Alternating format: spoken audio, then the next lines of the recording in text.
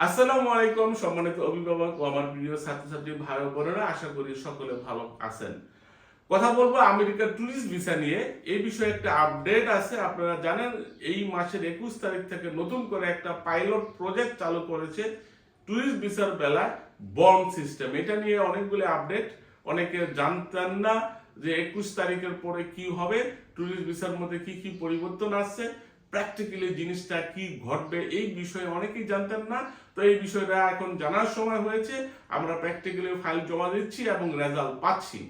তো পরিবর্তনগুলো নিয়ে কথা বলবো আজকে। তো কথা বলছি আমি Rafiqul Islam, ideal overseas education থেকে।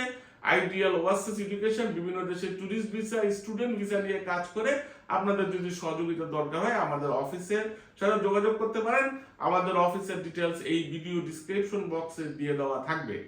তো যে বিষয়টা নিয়ে কথা বলছিলাম, আমেরিকার ট্যুরিস্ট ভিসার বেলায় একটা আপডেটটা হচ্ছে আমেরিকা 2026 সালের জানুয়ারি 21 তারিখের পূর্ব পর্যন্ত B1 B2 তে, যেটাকে আমরা ট্যুরিস্ট ভিসা বলি, 5 বছরের প্রদান করতো এবং কোনো ধরনের বন্ড ছিল না। 21 তারিখ 2026 সালের পর থেকে নতুন যে পাইলট প্রজেক্টটা চালু হয়েছে, এর আন্ডারে আপনাকে সর্বোচ্চ ভিসা দেবে 3 মাস এবং ভিসা পাওয়ার পরে আপনাকে ভিসা অফিসার বলে দেবে আপনার বন্ড কতটুকু হবে, এই বন্ডটা কিভাবে কোথায় জমা দিতে হবে এবং এই বন্ডের টাকাটা আপনি কিভাবে ফেরত পেতে পারেন। আপনার যখন ইন্টারভিউ হবে, ভিসা অফিসার ইন্টারভিউতে ভিসা অ্যাপ্রুভ করলে ডিসাইড করে আপনাকে জানিয়ে দিবে আপনার কত হাজার ডলার বন্ড দিতে হবে। সর্বোচ্চ 15,000 এবং সর্বনিম্ন 5,000 বন্ড আপনাকে জমা দিয়ে আমেরিকাতে যেতে হবে এবং এখন থেকে আপনাকে সর্বোচ্চ B1 B2 3 মাসের ভিসা দিবে, যেটা এর আগে ছিল 5 বছর।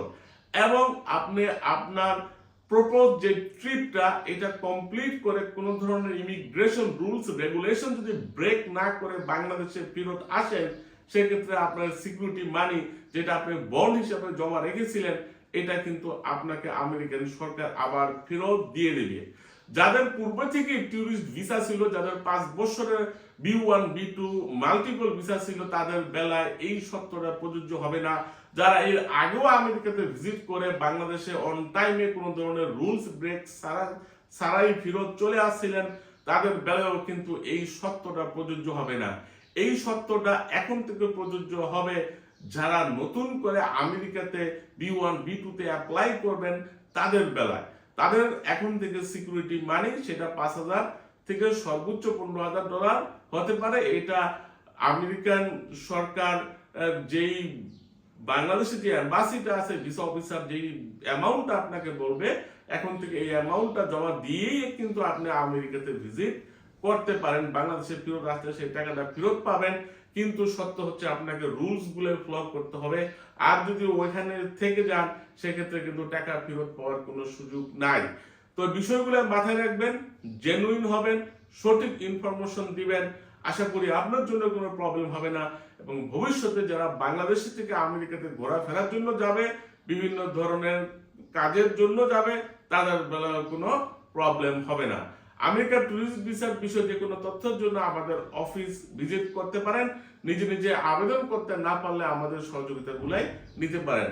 আপনাদের সকলের প্রতি রইল শুভকামনা।